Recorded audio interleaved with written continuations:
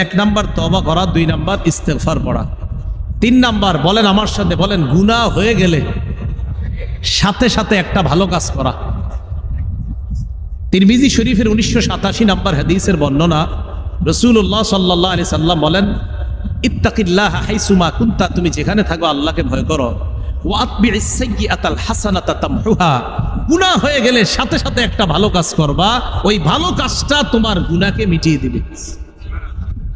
ভালো কাজটা গুনাহকে কি করে দিবে? মিটিয়ে দিবে। তো এটা হলো 3 নাম্বার উপায়। 4 নাম্বার উপায় আজান দেওয়া। বলেন সবাই কি দেওয়া? পারেননি আজান দিতে? আজান দেওয়া।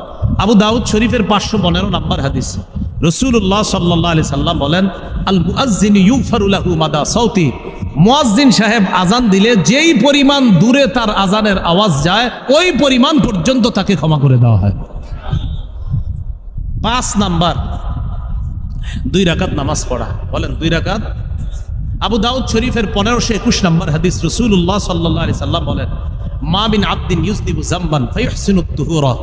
আমি আপনাদেরকে বলে যাই, আজকে পারলে করেন, না পারলে আগামীকাল। কিন্তু আগামীকালে যে বাঁচবেন এটার তো নিশ্চয়তা নাই। তো আজকে আপনারা বাসায় গিয়ে, বাড়িতে গিয়ে নফল নামাজ, এখন বাড়িতে যাবেন, যাওয়ার পর ওযু করবেন, ওযু করার পর 2 রাকাত নামাজ পড়বেন। পড়ার পর নবীজি বলেন, সুম্মা ইস্তাগফিরুল্লাহ, ইস্তেগফার করবেন, ইল্লা গাফারাল্লাহু লাহ, ইল্লা গাফারাল্লাহু লাহ। কোন গুনাহ আপনার হয়েছে আপনি তো জানেন যে ছি ছি আমার এই গুনাহের কারণে আমি তো বড় টেনশনে আছি। তো রাসূল বলেন, বান্দা যখন কোনো গুনাহ করে, ফায়ুহসিনুত তুহুরা, ভালোভাবে পবিত্রতা অর্জন করে, সুম্মা ইয়াকুমু, নামাজে দাঁড়ায়, ফায়ুসাল্লি রাকাতাইন, 2 রাকাত নামাজ পড়ে, সুম্মা ইস্তাগফিরুল্লাহ, এরপর আল্লাহর কাছে ক্ষমা প্রার্থনা করে আস্তাগফিরুল্লাহ পড়ে, ইল্লা গাফারাল্লাহু লাহ, আল্লাহ তাকে ক্ষমা করে দেয়। তাহলে এটা হলো 5 নাম্বার উপায়, ইস্তেগফার পড়া। বলেন কি পড়া? 2 রাকাত নামাজ পড়া। 6 নাম্বার উপায় 5 ওয়াক্ত নামাজ পড়া। বলেন কি ওয়াক্ত নামাজ পড়া? 5 ওয়াক্ত নামাজ পড়া। সহিহ বুখারীর 526 নাম্বার হাদিস, এক ব্যক্তি রাসূলুল্লাহ সাল্লাল্লাহু আলাইহি সাল্লামের কাছে আসছে, আসার পরে বলতেছে, হুজুর আমি অনেক বড় গুনাহ করছি। আল্লাহ আয়াত নাজিল করে দিলেন, ইন্নাল হাসানাত ইউযহিবনাস সাইয়্যাত। আল্লাহ আয়াত নাজিল করে দিলেন, ওয়া আকিমিস সালাতা তারাফাইন নাহার ওয়া যুলাফাম মিনাল লাইল। নবীর উপর আল্লাহ আয়াত নাজিল করে দিলেন, নবী আপনি জানায়া দেন, তুমি নামাজ আদায় করো দিনের শুরু অংশে, শেষ অংশে, মানে 5 ওয়াক্ত সালাত আদায় করো। ইন্নাল হাসানাত, নেক কাজ, মানে এই জায়গায় নামাজ, ইউযহিবনাস সাইয়্যাত, খারাপ কাজকে মিটিয়ে দেয়, মানে 5 ওয়াক্ত নামাজের মাঝে বান্দার যে গুনাহগুলো হয়, ওই 5 ওয়াক্ত নামাজের কারণে তার গুনাহগুলা আল্লাহ পাক রব্বুল আলামিন মাফ করে দেন। এ হলো 6 নাম্বার উপায়।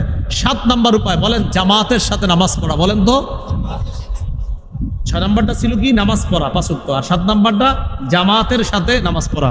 মুসলিম শরীফের হাদিস 6899 নাম্বার হাদিস, মোট হাদিস সংখ্যা হবে 7453টা।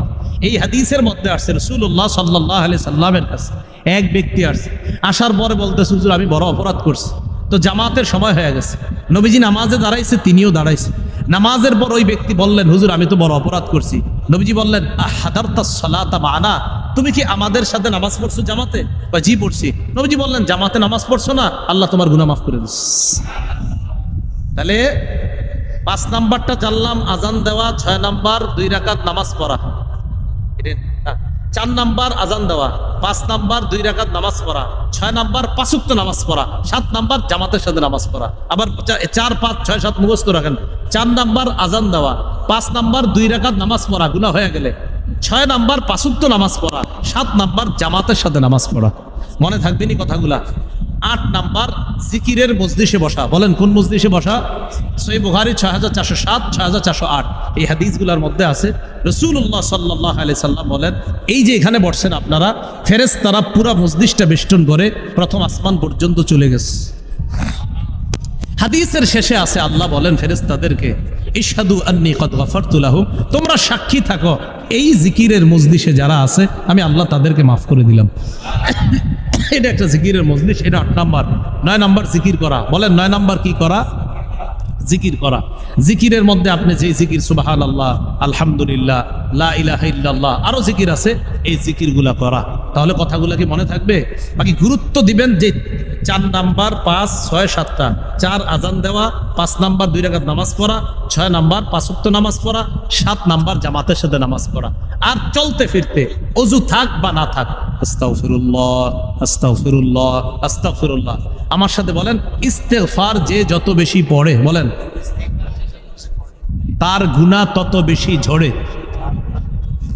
যার গুনাহ যত বেশি ঝরে যায় তার মেধা শক্তি তত বেশি বেড়ে যায়। তাহলে ইস্তেগফার যত বেশি হবে গুনাহ তত বেশি ঝরবে, গুনাহ যত বেশি ঝরে যাবে মেধা শক্তি তত বেশি বেড়ে যাবে। ছাত্র সমাজ কথাটা গুরুত্ব দিবেন। গুনাহের কারণে মানুষ নিঃস্ব হয়ে যায়। বলেন কি হয়? আপনাদের এলাকায় নিঃস্ব কাকে বলে একটু শুনি দেখি। যাদের টাকা পয়সা নাই, ঘর বাড়ি নাই, এটাই তো নাকি? আরে দুই একজন মানে টেনশনে আছে, যদি বলি জি আবার কোনো বিপদ আছে কিনা। আরে এটাই তো। আরে টাকা পয়সা ঘর বাড়ি নাই, এটাই তো নিঃস্ব। আপনারা ভয় পেন না, সাহাবায়ে কেরামও বলেছেন এটাই নিঃস্ব। এবার সবাই বলেন এটাই তো নিঃস্ব। আচ্ছা, মুসলিম শরীফের 2581 নাম্বার হাদিস। ক্বালা রাসূলুল্লাহ সাল্লাল্লাহু আলাইহি ওয়াসাল্লাম আতাদরুনা মাল মুফলিস? ক্বালু আল মুফলিসু ফিনা মান লা দিরহাম লাহু ওয়ালা মাতা। সাহাবাদেরকে আল্লাহ রাসূল প্রশ্ন করলেন, সাহাবীদের দল, তোমাদের মধ্যে নিঃস্ব কারা? আমি তোমাদের কাছে জানতে চাই। সাহাবীগণ জবাব দিলেন, আল মুফলিসু ফিনা মান লা মাতা লাহু ওয়ালা দিরহামা, মান লা দিরহাম লাহু ওয়ালা মাতা। আমাদের মধ্যে যাদের সহায় নাই, সম্বল সহায় সম্বলহীন যারা, আমাদের মধ্যে যাদের টাকা নাই, অর্থ নাই, তারাই হলো নিঃস্ব। নবীজি বলেন, ইন্নাল মুফলিসা মিন উম্মতি ইয়াতি ইয়াউমাল কিয়ামাতি বিসসালাতিন ওয়া সিয়ামিন ওয়া যাকাত ইয়াতি ওয়া ক্বাদ শাতামা হাদা ওয়া দারাবা হাদা ওয়া সাফাকা দামা হাদা ওয়া আকালা মালা হাযা। নবীজি বলেন, আমার উম্মতের নিশ্চয়ই ব্যক্তি, যে ব্যক্তি কিয়ামতের ময়দানে নামাজ নিয়ে উপস্থিত হবে, সদকা নিয়ে উপস্থিত হবে, রোজা নিয়ে উপস্থিত হবে, এই ব্যক্তিটা কিয়ামতের ময়দানে সবচেয়ে নিঃস্ব হবে। সাহাবারা অবাক হয়ে যায়। আল্লাহ নবী এবার ব্যাখ্যা করে বুঝিয়ে দেয়, কিয়ামতের ময়দানে নামাজি, রোজাদার আর সৎকার ঢেল আমল নামা নিয়ে যেই ব্যক্তি উপস্থিত হবে, ওই ব্যক্তি যখন আল্লাহর সামনে দাঁড়াবে, ইয়াতি ওয়া ক্বাদ শাতামা হাদা, এই ব্যক্তি এমন অবস্থায় দাঁড়াবে, এই ব্যক্তি দুনিয়ার মধ্যে অমুককে গালি দিছে, যারে গালি দিয়েছে ওই ব্যক্তি তার সামনে আসবে। আসার পর বলবে, আল্লাহ, এই লোকটা নিয়মিত ফজরের নামাজ পড়ার পর আমারে গালি দেওয়া শুরু করতো, আর ঘুমের আগে গিয়ে শেষ হইতো। নামাজ পড়তো ডেলি, হজ করছে 70 বার, কিন্তু খালি গালি দিছে এই লোকটারে ডেলি। ইয়াতাহাদা মিন হাসানাতি, ওই ব্যক্তির আমল নামা থেকে ভালো আমল নামাগুলা তাকে দিয়ে দেওয়া হবে। আরেক ব্যক্তি আসবে, আসার পর ইয়াতাহাদা মিন হাসানাতি, তার ভালো আমলগুলা আরেক ব্যক্তিকে দিয়ে দেওয়া হবে। ফাইন ফানিয়াত হাসানাতু, তার ভালো আমল শেষ হয়ে যাওয়ার পর অন্যান্য পাওনাদাররা এসে বলবে, আল্লাহ, আমার রক্তপাত ঘটিয়েছে, আরেকজন বলবে আমাকে আঘাত করেছে, আমি বিচার চাই। আল্লাহ পাক রব্বুল আলামিন যখন দেখবে ওই বান্দার আমল নামা শেষ, আল্লাহর পক্ষ থেকে এবার বলা হবে, উখিজাত মিন খতায়াহুম, তা ওই আমল নামা শেষ হয়ে যাওয়ার পর পাওনাদারদের গুনাহগুলা নেওয়ার পর সুম্মা তুরিহাত আলাইহি সুম্মা তুরিহা ফিন্নার, পাওনাদারদের গুনাহগুলা নিয়ে যেই ব্যক্তি রোজা, যাকাত, হজ এই বিশাল পরিমাণ সওয়াব নিয়ে উপস্থিত হয়, পাওনাদার যারা, তাদের গুনাহগুলা নেওয়া হবে। নেওয়ার পর ওই ব্যক্তির আমল নামায় গুনাহ দিয়ে গুনাহের সাগরের মধ্যে তাকে জাহান্নামে নিক্ষেপ করা হবে। নাউজুবিল্লাহ। রাসূল বলেন, তোমাদের মাঝে ওই ব্যক্তি নিঃস্ব, যে ব্যক্তি নামাজ, যে ব্যক্তি রোজা, যে ব্যক্তি হজ, বড় বড় আমল নামা নিয়ে উপস্থিত হবে, কিন্তু দুনিয়াতে অন্যের রক্তপাত ঘটাইছে, অন্যকে আঘাত করছে, অন্যকে গালি দিয়েছে, অবৈধভাবে মানুষের সম্পদ লুণ্ঠন করতো। এই লোকটা নামাজ পড়তো খুব, কিন্তু অন্যের হক নষ্ট করত। কিয়ামতের ময়দানে তার আমল নামা অন্যদেরকে দেওয়া হবে। দেওয়ার পর সেই ব্যক্তির আমল নামা যখন শেষ, পাওনাদারদের গুনাহগুলা তার থেকে আইনা তাকে দিয়ে এই গুনাহের সাগরে তাকে নিমজ্জিত করে জাহান্নামে নিক্ষেপ করা হবে। নবী বলেন, সেই তোমাদের মাঝে সবচেয়ে নিঃস্ব। তাহলে গুনাহ মানুষকে কি বানায় দেয়? নিঃস্ব বানায় দেয়। 7 নাম্বার, গুনাহের কারণে মানুষ ফেরেশতাদের দোয়া থেকে বঞ্চিত হয়। বলেন নাউজুবিল্লাহ।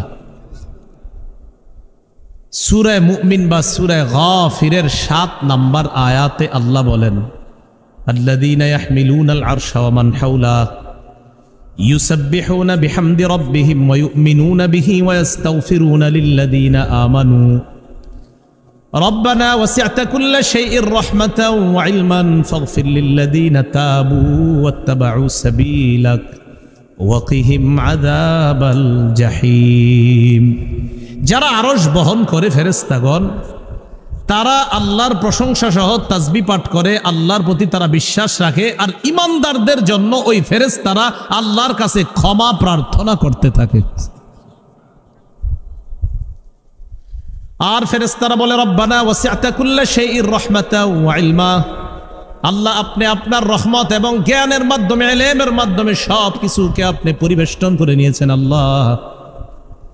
এবার ফেরেশতারা বলে ফাগফির লিল্লাযিনা তাবু ওয়াত্তাবাউ সাবিলাক, আপনার বান্দাদের মধ্য থেকে যারা তওবা করে আর যারা আপনার রাস্তার অনুসরণ করে আল্লাহ, আমরা ফেরেশতারা আপনার কাছে দোয়া করলাম ওই তাওবাকারী বান্দাদেরকে আপনি মাফ করে দেন। পড়েন তো আমার সাথে আস্তাগফিরুল্লাহ। এই যে পড়লেন না, ফেরেশতারা আল্লাহরে বলে আল্লাহ এই মানুষগুলা যে তওবা করছে, আমরা ফেরেশতারা আপনার কাছে রিকোয়েস্ট করছি আল্লাহ মেহেরবানি করে তাদেরকে আপনি মাফ করে দিন। তাহলে আমরা ক্ষমা চাইলে ফেরেশতারা আল্লাহকে কয় আল্লাহ এরা ক্ষমা চাইতেছে আপনি মাফ করে দেন। গুনাহ যদি করি, ক্ষমা যদি না চাই, এই ফেরেশতাদের এই দোয়াটা থেকে বঞ্চিত হব। আর যারা আমরা ক্ষমা চাওয়ার অভ্যাস যারা তৈরি করব, ফেরেশতাদের দোয়ার মধ্যে আমরাও শামিল হয়ে যাব, আল্লাহর কাছ থেকে আমরা ক্ষমা পেয়ে যাব। আচ্ছা, আল্লাহর ক্ষমা পাইলে কি আর কিছু লাগে? কিন্তু ফেরেশতারা আরো দোয়া করতেছে ওয়াকিহিম আযাবাল জাহিম, আল্লাহ আপনি তাদেরকে জাহান্নামের আযাব থেকে রক্ষা করেন। আচ্ছা, জাহান্নামের আযাব থেকে যদি আল্লাহ আমাদেরকে রক্ষা করে আর কিছু লাগে? ফেরেশতারা বলে রব্বানা ওয়া আদখিলহুম জান্নাতি আদনিন আল্লাতী ওয়া'আদতাহুম, মাবুদ তাদেরকে জাহান্নাম থেকে মুক্তি করবেন, জাহান্নাম থেকে তাদেরকে বাঁচাবেন। মাবুদ আমরা আরো দোয়া করি এই বান্দাদেরকে আপনি আপনার ওয়াদাকৃত জান্নাতে প্রবেশ করায়া দিবেন। তাহলে যারা তওবা করে ফেরেশতারা বলে আল্লাহ তাদেরকে মাফ করেন, তাদেরকে জাহান্নামের আযাব থেকে বাঁচান, আল্লাহ তাদেরকে জান্নাতে প্রবেশ করায়া দেন। তাহলে একই সময় ফেরেশতাদের তিন দোয়া আমাদের দরকার আসেনি সবার? কিন্তু বেশি বেশি ক্ষমা চাওয়া, গুনাহ না করা। আল্লাহ গুনাহ থেকে আমাদেরকে হেফাজত করেন। আল্লাহ, গুনাহের ৮ নাম্বার ক্ষতি। গুনাহ করতে করতে মানুষ আল্লাহরে ভুলে যায়। নাউজুবিল্লাহ বলেন। গুনাহ করতে করতে মানুষ কাকে ভুলে যায়? আহারে, আল্লাহকে ভুলে যাইতে যাইতে এক পর্যায়ে সে নিজেকে ভুলে যায়, নিজেরও ভুলে যায়। আল্লাহকে তো ভুলে, নিজেকেও ভুলে। সূরা হাশরের ১৯ নম্বর আয়াতে আল্লাহ বলেন ওয়ালা তাকুনু কাল্লাযীনা নাসুল্লাহা ফাআনসাহুম আনফুসাহুম, তোমরা তাদের মতো হয়ো না যারা আল্লাহকে ভুলে গেছে। এক পর্যায়ে আল্লাহ তাদেরকে আত্মবিস্মৃতি বানিয়ে দিয়েছে। মানে এই বান্দা গুনাহ করতে করতে আল্লাহরে তো ভুলে গেছে, এখন সে নিজেরও ভুলে গেছে, তার যে তওবা করা দরকার এটাও ভুলে গেছে। ভাই, এটা কিন্তু কঠিন শাস্তি। গুনাহ করতে করতে আল্লাহরে ভুলছে, এখন তার যে তওবা করা দরকার, যে আমার তো আসলে মসজিদে যাওয়া দরকার, আমার তো নামাজ পড়া দরকার, ছি আমি তো নামাজ পড়ে আল্লাহর কাছে ক্ষমা চাওয়া দরকার, এই যে তার মাঝে এটা দরকার, এটাও সে ভুলে যাবে। গুনাহ করতে করতে যখন আল্লাহকে ভুলে যায় বান্দা, আল্লাহও তাকে ভুলাইয়া দেয় যে তোর যে তওবা করা লাগবে, যা আমি আল্লাহ তোকে এটাও ভুলাই দিলাম। সে নিজেরই ভুলে যায় তখন যে আমার যে আল্লাহর কাছে ফিরে আসা দরকার। তো বান্দা নিয়মিত গুনাহ করতে করতে এক পর্যায়ে এমন হয়ে যায়, প্রথমে ৫ ওয়াক্ত নামাজ ছাড়ে, শুধু জুমাটা পড়ে, শুধু জুমা পড়ার কথা তার মনে থাকে। এক পর্যায়ে সে জুমাও পড়ে না, মাসের পর মাস চলে যায়, তখন আর জুমা যে পড়তে হবে এটাও তার মনে নেই। এখন আগে ৫ ওয়াক্ত মনে ছিল না, এখন জুমার নামাজও মনে নেই। ওই যে ভুলে গেছে নিজের। এখন তার যে মরা আছে, এরপরে যে একটা জীবন আছে, আখেরাত আছে, এটাই ভুলে গেছে সে আল্লাহরে ভুলে যাওয়ার কারণে। এটা গুনাহের ৮ নাম্বার ক্ষতি। ভাই, আল্লাহ আমাদেরকে হেফাজত করেন। গুনাহের ৯ নাম্বার ক্ষতি, যে ব্যক্তি গুনাহ করে ওই গুনাহগার আর গুনাহগারের যে সম্পদ আছে, এই সম্পদ দুনিয়াতেই ধ্বংস করে আল্লাহ দেখায় দেয়। যাদের কাছে কোরআনের অনুবাদ আছে, সূরা কসসের ৭৬ থেকে ৮১ নাম্বার পর্যন্ত আয়াতটা পড়ে নেবেন। আয়াতগুলা, অনুবাদগুলা দেখবেন কত সুন্দর। আল্লাহ বলেন ইন্না কারুনা কানা মিন কওমি মূসা ফাবাগা আলাইহিম। কারুন মূসা নবীর সম্প্রদায়ের একজন ছিল। কারুন অহংকার করলো, উদ্যত প্রদর্শন করলো। আতাইনাহু মিনাল কুনুজি মা ইন্না মাফাতিহাহু লাতানু বিল উসবাতি উলিল কুওয়া। আল্লাহ বলেন কারুনকে আমি এত পরিমাণ সম্পদ দান করলাম, যার সম্পদের চাবিগুলা বহন করার জন্য একদল শক্তিশালী মানুষের প্রয়োজন হতো। আপনাদের মাঝে অনেক ধনী মানুষের অনেকগুলা দোকানের চাবি বহন এক ব্যাগের মধ্যে করা যায় কিনা? কারুনের ধন সম্পত্তি এত পরিমাণ ছিল যে এই ধন সম্পত্তির চাবিগুলা বহন করার জন্য এক দল, আল্লাহ বলছে এক দল শক্তিশালী মানুষের প্রয়োজন হতো। এক দল শক্তিশালী মানুষ কারুনের চাবিগুলা বহন করত। কথাটা কার? তো আল্লাহ যাদেরকে শক্তিশালী বলছে তারা কেমন শক্তিশালী ছিল? তো বলতেছে কারুনের চাবিগুলা বহন করত একদল শক্তিশালী মানুষ। তো এই কারুনে মুসা নবী বললেন তুমি দান করো, ওয়ালা তানসা নসীবাকা মিনাদ দুনিয়া ওয়া আহসিন কামা আহসানাল্লাহু ইলাইক। কারণ তুমি দান করো আর তোমার দুনিয়াতে যে অংশ এটা তুমি ভুলে যাও না। এখান থেকে আবার একটা বিষয় বোঝার আছে আমাদের, সব কিছু যে আপনি একবারে দান করে দিবেন এটাও না। এই যে আল্লাহ বলছেন তুমি তোমার অংশটা ভুলে যাও না, আবার তোমার অংশটাও তুমি ছেড়ে দিও না। কিন্তু হ্যাঁ, দান করবেন একটা অংশ। সন্তানরে আপনি ফকির রেখে যাবেন, এটা ইসলাম আপনাকে অনুমোদন দেয় না। রাসূলুল্লাহ সাল্লাল্লাহু আলাইহি সাল্লাম বলেন আনতাদারা ওয়ারাসাতাকা আগনিয়া খায়রুম মিন আনতাদারাহুম আলাতান ইয়াতাকাফফুনান নাস। তুমি তোমার সন্তানদেরকে এমন অবস্থায় রেখে যাওয়া যে তারা মানুষের কাছে হাত পাততে হয় না, এমন অবস্থায় রেখে যাওয়া এটাই উত্তম। যে তোমার সন্তান তুমি পৃথিবী থেকে বিদায় নেওয়ার পর তারা কারো কাছে হাত পাততে হয় না। তুমি যে সন্তানকে এমন অবস্থায় রেখে যাওয়াটা আমি নবী তোমার জন্য বলে গেলাম, এই সন্তানকে কারো মুখাপেক্ষী হওয়া লাগে না তোমার মরণের পর। এই অবস্থায় রেখে যাওয়া এটা তোমার জন্য উত্তম। মারা গেছে অনেকের এরকম হয় না, মারা যাওয়ার পর আহারে এখন আর কিচ্ছু নাই তাদের। তো রাসূল বলেন না, সন্তান সম্পদ, সন্তান যারা পৃথিবীতে থাকবে তাদের জন্য কিছু রেখে যাওয়া। দেখেন এই কোরআনে আয়াতটা দেখেন কত সুন্দর, ওয়ালা তানসা নসীবাকা মিনাদ দুনিয়া, যে তুমি তোমার দুনিয়ার যে হিস্সা অংশ এটা ভুলে যাও না, বাকি তুমি দান করো।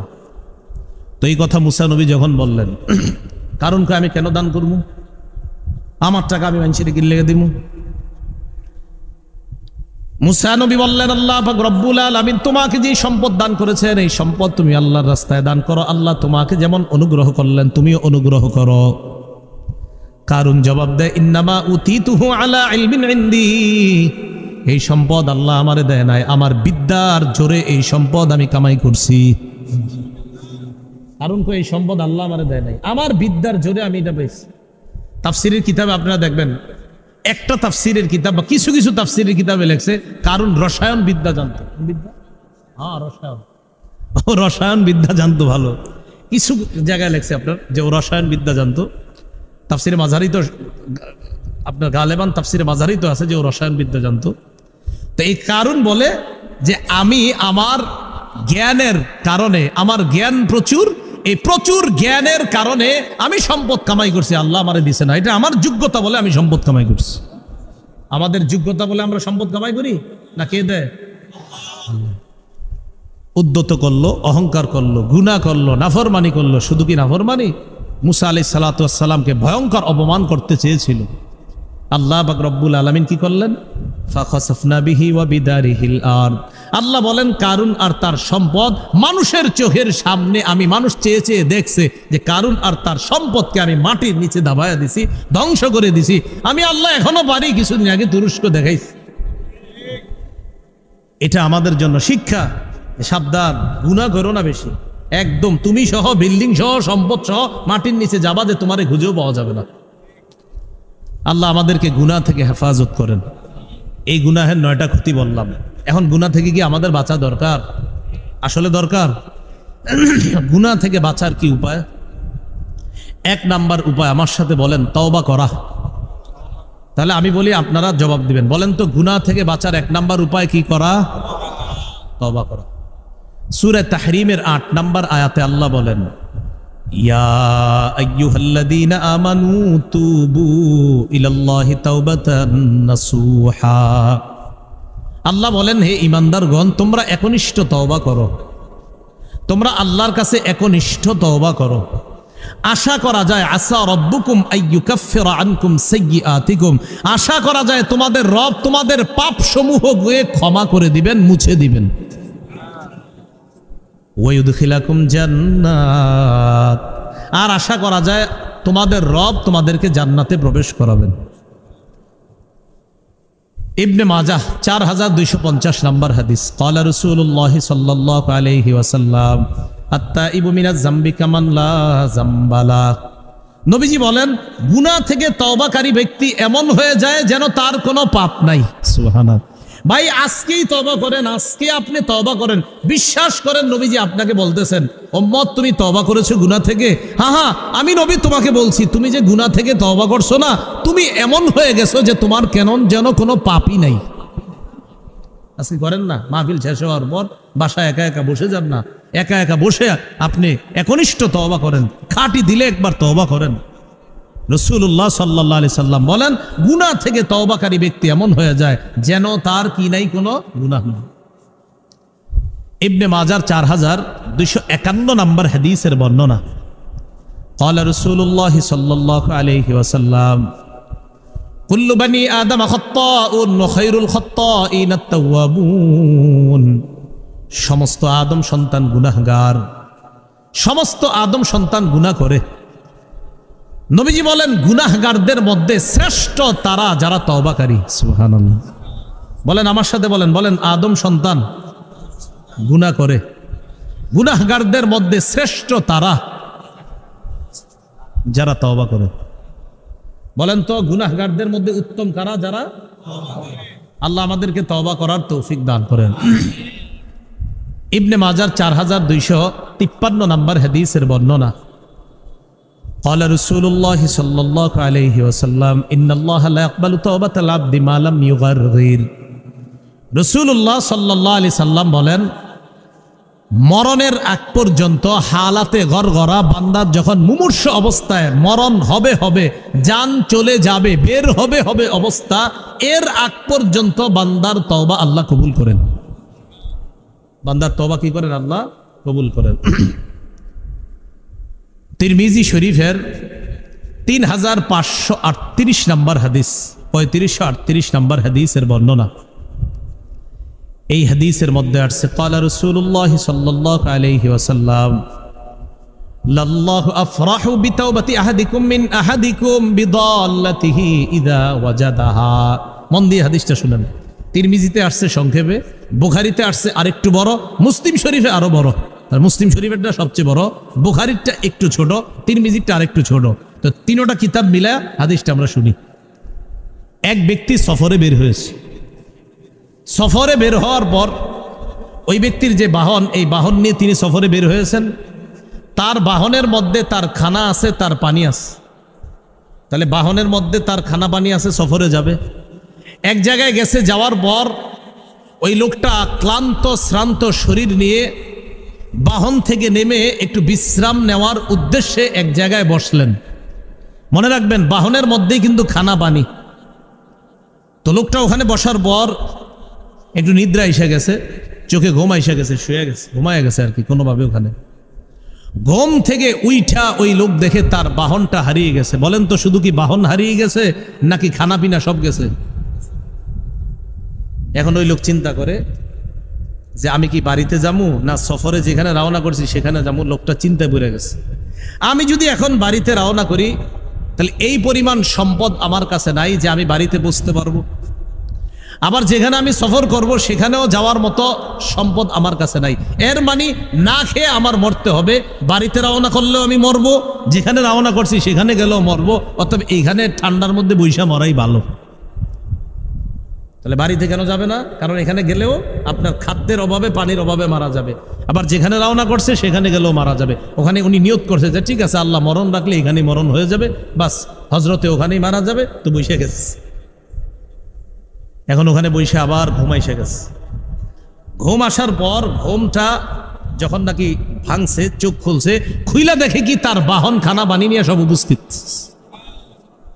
আচ্ছা খুশি কেমন? কম না অনেক বেশি? যে ব্যক্তি দুনিয়াতে বাঁচার আশায় ছেড়ে দিছে, তো এই ব্যক্তি বাহন ফিরে পাওয়ার পর খুশিটা কম না অনেক বেশি? কত বেশি? এই বেশির পরিমাণটা রসুল বর্ণনা করেছেন মুসলিম শরীফের আরেক বর্ণনায়, বুখারীর বর্ণনাটা এতটুকু। এবার মুসলিম শরীফের বর্ণনা আসছে লোকটা কত বেশি খুশি। রসুল বলেন আখতা বিশিদ্দাতিল ফারহি, বান্দা খুশির অতি সহ্যে বলে ফেলছে। আমাদের দেশে বলি খুশির ঠেলায়, কি বলি খুশির ঠেলায়, মানে খুশির অতি সহ্যে উনি বলে ফেলছে কি আল্লাহুম্মা আনতা আবদি ওয়া আনা রব্বুকা, মানে উনি আল্লাহরে বলতে চাইছে আর কি, আল্লাহ আপনি আমার রব আর আমি আপনার গোলাম। তো খুশির কারণে ভুলে আল্লাহরে বলে ফেলছে, মাথা ঠিক নাই এত খুশি, আল্লাহ আপনি আমার গোলাম আমি আপনার রব। বলবে কোনটা ভুলে ফেলছে, আর একটা খুশি, বেশি খুশি। রাসূলুল্লাহ সাল্লাল্লাহু আলাইহি সাল্লাম বলেন যে এত খুশি, খুশির কারণে আল্লাহরে কয় আল্লাহ আপনি আমার গোলাম আমি আপনার রব। রসুল বলেন এই ব্যক্তি তার হারিয়ে যাওয়া বাহনটা ফিরে পাওয়ার পর যেই পরিমাণ খুশি হয়েছে, তোমাদের মধ্যে যদি কোনো বান্দা তওবা করে গুনাহ থেকে ফিরে আসে, ওই ব্যক্তির চাইতে আল্লাহ তওবাকারীর প্রতি আরো বেশি খুশি হয়েছে। দেখছেন কেমনে বুঝাইছেন নবীজি বিষয়টা। তো তওবা আগামীকাল না আজকেই তওবা করা। বলেন আমার সাথে সবাই জোরে বলেন, তওবার 4টি শর্ত বলেন।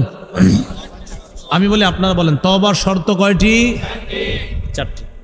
1 নাম্বার আল ইকলাউ আনিল মাসিয়া, গুনাহ থেকে ফিরে আসা। বলেন আপনারা 1 নাম্বার। তওবার শর্ত কয়টি? 1 নাম্বার।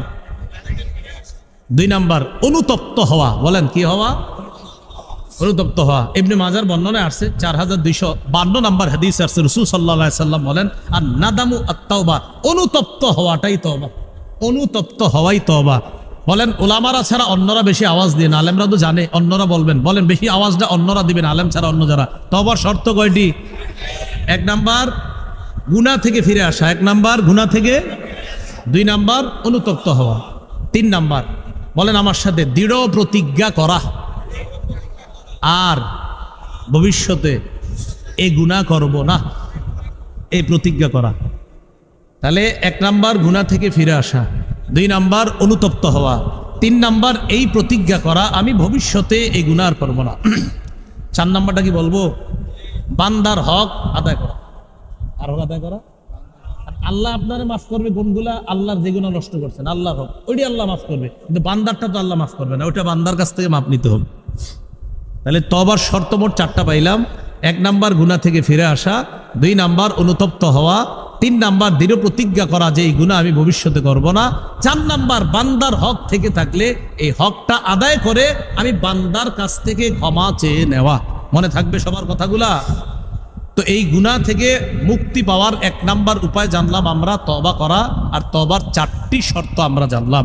2 নাম্বার একটা সহজ উপায় আছে, আমার সাথে বলেন, বলেন ইস্তেগফার পড়া। পড়েন তো আস্তাগফিরুল্লাহ, আস্তাগফিরুল্লাহ। নবীজির আগেও গুনাহ নাই, পরেও গুনাহ নাই।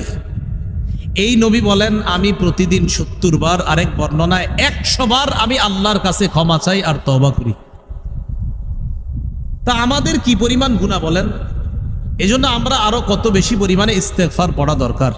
তাহলে 1 নাম্বার তওবা করা, 2 নাম্বার ইস্তেগফার পড়া, 3 নাম্বার বলেন আমার সাথে বলেন গুনাহ হয়ে গেলে সাথে সাথে একটা ভালো কাজ করা। তিরমিজি শরীফের 1987 নাম্বার হাদিসের বর্ণনা, রাসূলুল্লাহ সাল্লাল্লাহু আলাইহি সাল্লাম বলেন ইত্তাকিল্লাহ হাইসুমা কুনতা, তুমি যেখানে থাকো আল্লাহকে ভয় করো। ওয়া আতবিইস সাইয়্যাতাল হাসানাতা তামহুহা, গুনাহ হয়ে গেলে সাথে সাথে একটা ভালো কাজ করবা, ওই ভালো কাজটা তোমার গুনাহকে মিটিয়ে দিবে।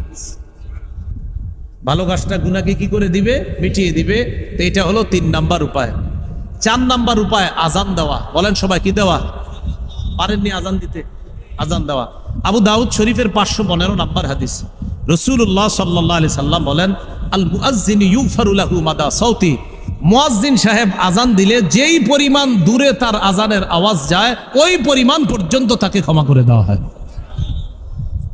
5 নাম্বার 2 রাকাত নামাজ পড়া। বলেন 2 রাকাত। আবু দাউদ শরীফের 1521 নাম্বার হাদিস, রাসূলুল্লাহ সাল্লাল্লাহু আলাইহি সাল্লাম বলেন মা মিন আবদিন ইউযনিবু যামবান ফায়ুহসিনুত তুহুরা। আমি আপনাদেরকে বলে যাই, আজকে পারলে করেন, না পারলে আগামীকাল। কিন্তু আগামীকাল যে বাঁচবেন এটার তো নিশ্চয়তা নাই। তো আজকে আপনারা বাসায় গিয়ে, বাড়িতে গিয়ে নফল নামাজ, এখন বাড়িতে যাবেন, যাওয়ার পর অজু করবেন, অজু করার পর 2 রাকাত নামাজ পড়বেন। পড়ার পর নবীজি বলেন সুম্মা ইস্তাগফিরুল্লাহ, ইস্তিগফার পড়বেন, ইল্লা গাফারাল্লাহু লাহু, ইল্লা গাফারাল্লাহু লাহু। কোন গুনাহ আপনার হয়েছে আপনি তো জানেন যে ছি ছি আমার এই গুনাহের কারণে আমি তো বড় টেনশনে আছি। তো রাসূল বলেন বান্দা যখন কোনো গুনাহ করে ফায়ুহসিনুত তুহুরা, ভালোভাবে পবিত্রতা অর্জন করে, সুম্মা ইয়াকুমু, নামাজে দাঁড়ায়, ফায়ুসাল্লি রাকাতাইন, 2 রাকাত নামাজ পড়ে, সুম্মা ইস্তাগফিরুল্লাহ, এরপর আল্লাহর কাছে ক্ষমা প্রার্থনা করে আস্তাগফিরুল্লাহ পড়ে, ইল্লা গাফারাল্লাহু লাহু, আল্লাহ তাকে ক্ষমা করে দেয়। তাহলে এটা হলো 5 নাম্বার উপায় ইস্তেগফার পড়া। বলেন ইয়া কি পড়া? 2 রাকাত নামাজ পড়া। 6 নাম্বার উপায় 5 ওয়াক্ত নামাজ পড়া। বলেন কি ওয়াক্ত নামাজ পড়া? 5 ওয়াক্ত নামাজ পড়া। সহিহ বুখারীর 526 নাম্বার হাদিস। এক ব্যক্তি রাসূলুল্লাহ সাল্লাল্লাহু আলাইহি সাল্লামের কাছে আসছে, আসার পরে বলতেছে হুজুর আমি অনেক বড় গুনাহ করছি। আল্লাহ আয়াত নাজিল করে দিলেন ইন্নাল হাসানাত ইউযহিবনাস সাইয়্যাত। আল্লাহ আয়াত নাজিল করে দিলেন ওয়া আকিমিস সালাতা তারাফাইন নাহার ওয়া যুলাফাম মিনাল লাইল। নবীর উপর আল্লাহ আয়াত নাজিল করে দিলেন নবী আপনি জানায়া দেন তুমি নামাজ আদায় করো দিনের শুরু অংশে শেষ অংশে, মানে 5 ওয়াক্ত সালাত আদায় করো। ইন্নাল হাসানাত, নেক কাজ, মানে এই জায়গায় নামাজ, ইউযহিবনাস সাইয়্যাত, খারাপ কাজকে মিটিয়ে দেয়, মানে 5 ওয়াক্ত নামাজের মাঝে বান্দার যে গুনাহগুলা হয় ওই 5 ওয়াক্ত নামাজের কারণে তার গুনাহগুলা আল্লাহ পাক রব্বুল আলামিন মাফ করে দেন। এ হলো 6 নাম্বার উপায়। 7 নাম্বার উপায় বলেন জামাতের সাথে নামাজ পড়া। বলেন তো 6 নাম্বারটা ছিল কি? নামাজ পড়া 5 ওয়াক্ত, আর 7 নাম্বারটা জামাতের সাথে নামাজ পড়া। মুসলিম শরীফের হাদিস 6899 নাম্বার হাদিস, মোট হাদিস সংখ্যা হবে 7453টা। এই হাদিসের মধ্যে আসছে রাসূলুল্লাহ সাল্লাল্লাহু আলাইহি সাল্লামের কাছে এক ব্যক্তি আসছে, আসার পরে বলতেছে হুজুর আমি বড় অপরাধ করছি। তো জামাতের সময় হয়ে গেছে, নবীজি নামাজে দাঁড়াইছে, তিনিও দাঁড়াইছে। নামাজের পর ওই ব্যক্তি বললেন হুজুর আমি তো বড় অপরাধ করছি। নবীজি বললেন আহাদারতাস সালাতা মা'ানা, তুমি কি আমাদের সাথে নামাজ পড়ছো জামাতে? জি পড়ছি। নবীজি বললেন জামাতে নামাজ পড়ছো না, আল্লাহ তোমার গুনাহ মাফ করে দিস। তাহলে 5 নাম্বারটা জানলাম আজান দেওয়া, 6 নাম্বার 2 রাকাত নামাজ পড়া, 4 নাম্বার আজান দেওয়া, 5 নাম্বার 2 রাকাত নামাজ পড়া, 6 নাম্বার 5 ওয়াক্ত নামাজ পড়া, 7 নাম্বার জামাতের সাথে নামাজ পড়া। আবার 4 5 6 7 মুখস্থ রাখেন। 4 নাম্বার আজান দেওয়া, 5 নাম্বার 2 রাকাত নামাজ পড়া গুনাহ হয়ে গেলে, 6 নাম্বার 5 ওয়াক্ত নামাজ পড়া, 7 নাম্বার জামাতের সাথে নামাজ পড়া। মনে থাকবে নি কথাগুলা? 8 নাম্বার জিকিরের মজলিসে বসা। বলেন কোন মজলিসে বসা? সহিহ বুখারী 6407 6408 এই হাদিসগুলোর মধ্যে আছে রাসূলুল্লাহ সাল্লাল্লাহু আলাইহি সাল্লাম বলেন এই যে এখানে বসছেন আপনারা, ফেরেশতারা পুরো মজলিসটা বেষ্টন করে প্রথম আসমান পর্যন্ত চলে গেছে। হাদিসের শেষে আছে আল্লাহ বলেন ফেরেশতাদেরকে ইশহাদু আন্নী কদ গফারতু লাহুম, তোমরা সাক্ষী থাকো এই জিকিরের মজলিসে যারা আছে আমি আল্লাহ তাদেরকে মাফ করে দিলাম। এটা একটা জিকিরের মজলিস। এটা 8 নাম্বার। 9 নাম্বার জিকির করা। বলেন 9 নাম্বার কি করা? জিকির করা। জিকিরের মধ্যে আপনি যে জিকির সুবহানাল্লাহ, আলহামদুলিল্লাহ, লা ইলাহা ইল্লাল্লাহ, আরো জিকির আছে, এই জিকিরগুলা করা। তাহলে কথাগুলা কি মনে থাকবে? বাকি গুরুত্ব দিবেন যে 4 নাম্বার 5 6 7টা, 4 আজান দেওয়া, 5 নাম্বার 2 রাকাত নামাজ পড়া, 6 নাম্বার 5 ওয়াক্ত নামাজ পড়া, 7 নাম্বার জামাতের সাথে নামাজ পড়া। আর চলতে ফিরতে ওযু থাক বা না থাক আস্তাগফিরুল্লাহ আস্তাগফিরুল্লাহ আস্তাগফিরুল্লাহ। আমার সাথে বলেন ইস্তেগফার যে যত বেশি পড়ে, বলেন তার গুনাহ তত বেশি ঝরে। যার গুনাহ যত বেশি ঝরে যায় তার মেধা শক্তি তত বেশি বেড়ে যায়। তাহলে ইস্তেগফার যত বেশি হবে গুনাহ তত বেশি ঝরবে, গুনাহ যত বেশি ঝরে যাবে মেধা শক্তি তত বেশি বেড়ে যাবে। ছাত্র সমাজ কথাটা গুরুত্ব দিবেন। আল্লাহ পাক রব্বুল আলামিন আমাদের সকলকে